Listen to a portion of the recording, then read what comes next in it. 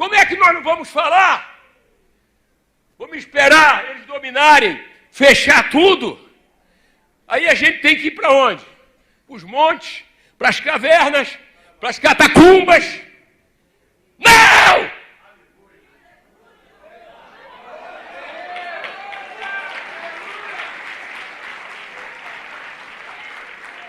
É nojento quando eu vi. Parecia que não era verdade. William Bonner se prestando a este serviço. Um homem tão admirado. Deu pena dele. Aí quando você vê a Jovem Pan, homens que estão dando o pescoço, como o jornalista Augusto Nunes, tem que mencionar. Como a Ana Paula Henkel, tem que mencionar. Como o Fiuza, tem que mencionar. Como o Roberto Mota, tem que mencionar. Tem que mencionar. Paulo Figueiredo, tem que mencionar. Os caras estão falando, eles não estão nem aí.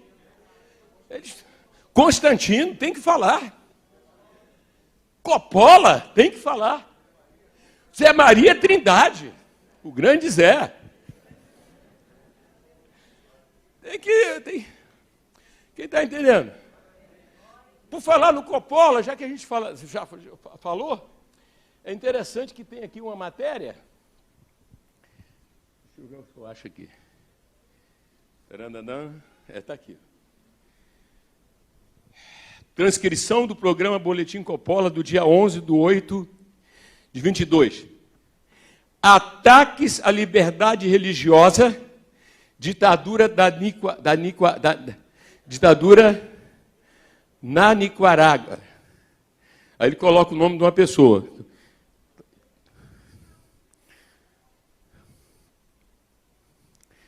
Direito de crença, presta bem atenção, é um ato civilizatório da humanidade. Um direito fundamental em qualquer democracia.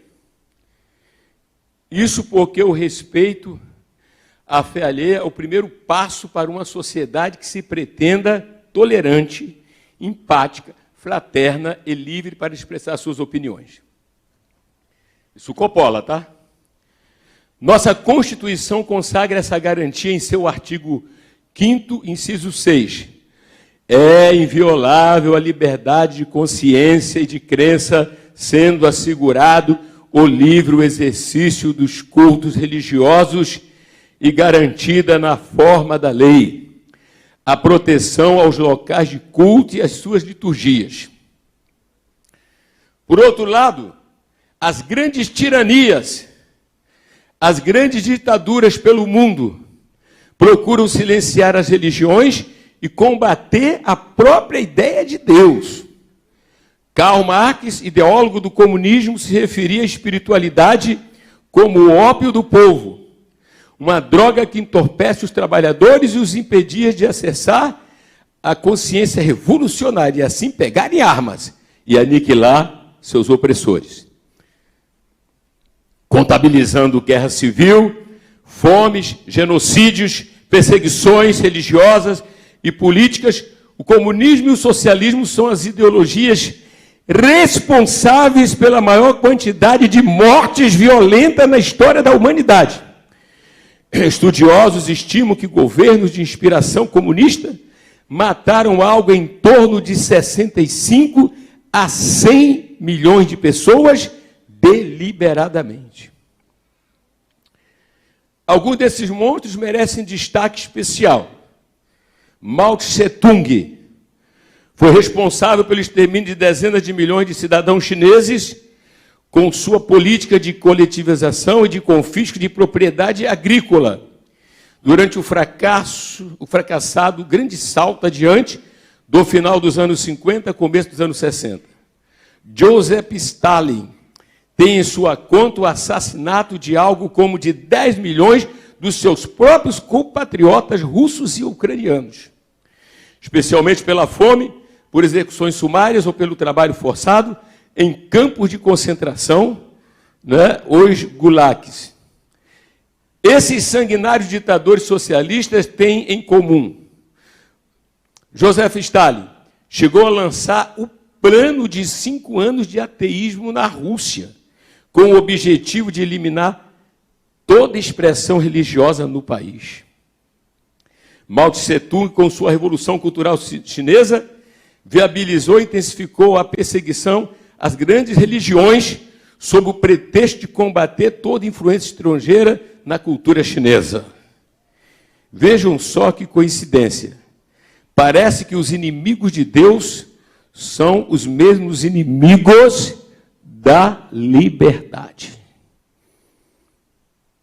Isso porque uma sociedade espiritualizada é menos dependente das migalhas materiais que o Estado pode oferecer. Uma sociedade que tem fé no divino idolatra menos os seus líderes terrenos, e quem quer mandar sozinho odeia competir com Deus. Isso é o Caio Coppola, né?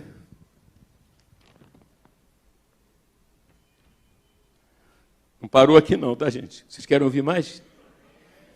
Tanto que essa tendência de desdém pela religião se mantém até hoje entre os herdeiros políticos dos comunistas.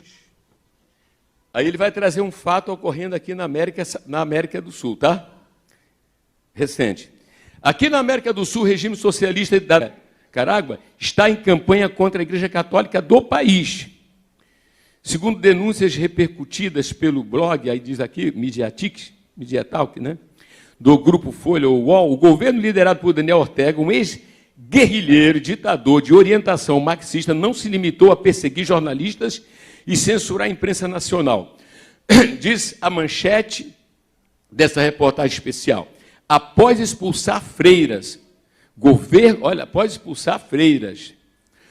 Ortega invade igrejas e fecha 7 rádios católicas na Nicarágua. Padre precisou se trancar em templo para impedir a destruição da rádio. Aqui no Brasil, a União das Igrejas de Pastores Evangélicos publicou nota sobre o episódio. Recentemente, freiras da Associação Missionária da Caridade, fundada pela Madre Teresa de Calcutá, foram expulsas da Nicarágua, sendo escoltadas pela polícia e tendo de deixar o país a pé. Alguém me mostrou fotos dessas freiras aí. Tinham algumas até senhoras, né? São os covardes, né? Agora, veículos de comunicação associados à igreja tiveram seus templos invadidos para que equipamentos foram apreendidos. A notícia de pessoas presas e feridas, a perseguição da Igreja Católica na Nicarágua tem se intensificado desde 2018. Segundo os comunicadores locais, neste ano, o regime de Ortega tem aumentado ainda mais a pressão. Estranhamente, diz o Coppola, os grandes veículos de comunicação da velha imprensa, sempre tão preocupados com os direitos humanos, entre aspas, não emitiram nenhum pio. Mas vejam só quem se manifestou recentemente sobre o ditador Ortega, o responsável pela morte de mais de 300 opositores políticos desde 2018, e que já está no seu 4º mandato consecutivo, após uma eleição que não foi reconhecida pela comunidade internacional. Aí o Coppola diz, reportagem, ex-presidente Luiz Inácio Lula da Silva minimizou a reeleição do ditador da Nicarágua, Daniel Ortega, e traçou uma comparação com o tempo de poder da chanceler alemã Merkel, eleita democraticamente. A declaração foi feita durante a entrevista ao jornal espanhol El País. O próprio Lula divulgou o vídeo em redes sociais e uma das jornalistas presentes na entrevista rebateu Lula imediatamente. Lula disse, aí aqui eu tenho que falar, tenho que repetir a reportagem fidedignamente, tá certo? Por que Angela Merkel pode ficar no poder 16 anos e Daniel Ortega não? Por que o Felipe González pode ficar 14 anos no poder? Qual é a lógica? Aí entra a jornalista. Angela Merkel governou por 16 anos. Felipe González, 13 na Espanha. E não mandaram nenhum dos seus opositores para a prisão, respondeu a abençoada jornalista. Como vocês atestaram, a jornalista deu uma surra de democracia no Lula, explicando para ele que a diferença elementar entre o ditador sul-americano e a ex-primeira-ministra alemã é que ela não persegue os seus opositores.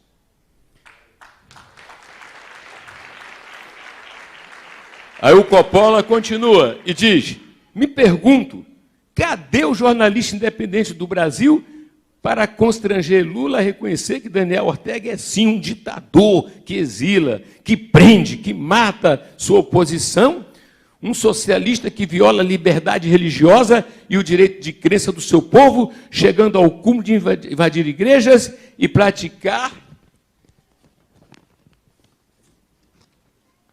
violência contra freiras indefesas.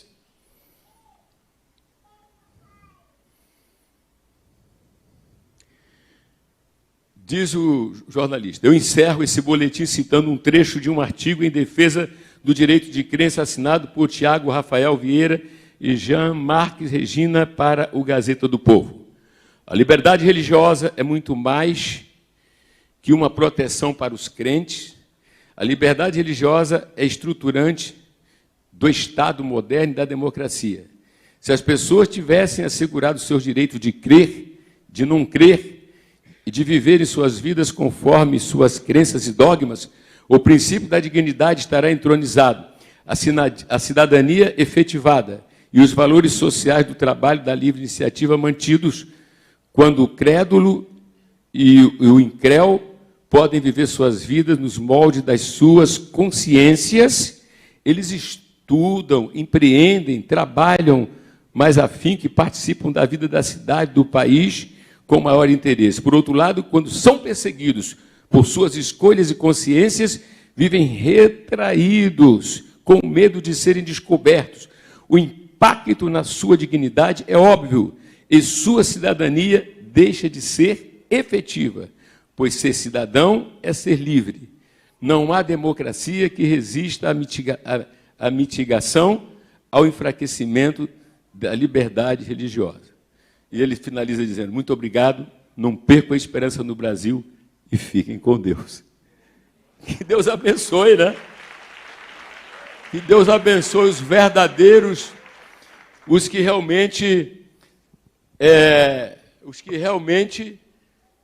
são jornalistas atentos aos fatos e não se envolveram com uma narrativa que tem, lamentavelmente, sido uma grande chaga nesse período da história brasileira.